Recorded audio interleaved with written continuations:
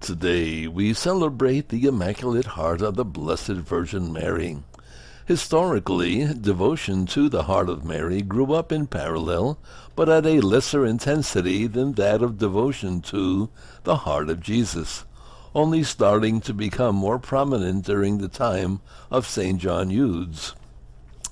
John Eudes was born in 1601 in Normandy, France.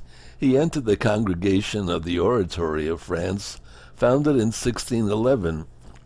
St. John brought people to love Christ and the Virgin Mary by speaking tirelessly about their heart. To offer them liturgical worship, he composed masses and offices in their honor, and had the first feast of the Holy Heart of Mary celebrated in 1648. He died on August 19, 1680, and was canonized in 1925.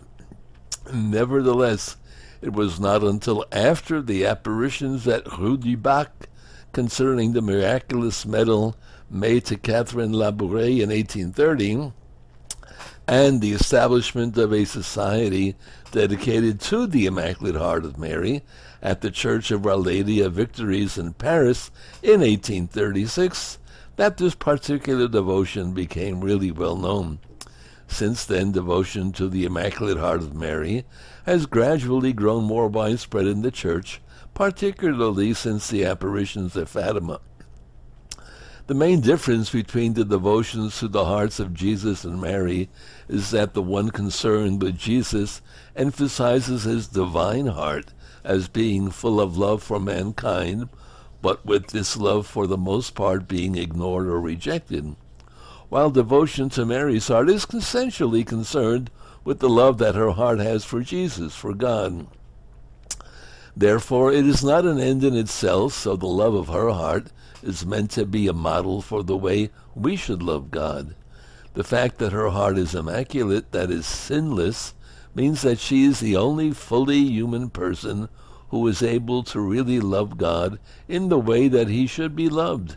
Honoring Mary's Immaculate Heart is really just another way of honoring Mary as the person who was chosen to be the Mother of God, recognizing her extraordinary holiness and the immense love she bestowed on Jesus as his mother, the person who was called to share in and cooperate in his redemptive sufferings. The aim of devotion, this one in particular, is to unite mankind to God through Mary's heart, and this process involves the ideas of consecration and reparation.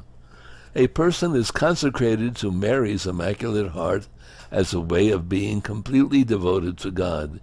This involves a total gift of self, something only ultimately possible with reference to God, but Mary is our intermediary in this process of consecration. Because of the strong analogy between Jesus and Mary, the consecration to Mary's Immaculate Heart is closely linked to the consecration to Jesus' Sacred Heart, although it is subordinate and dependent on it. That is, although the act of consecration is ultimately addressed to God, it is an act that is made through Mary. As Father Colby used to say, ad Jesum per Mariam, to Jesus through Mary. And that's the way our life should go. God bless you.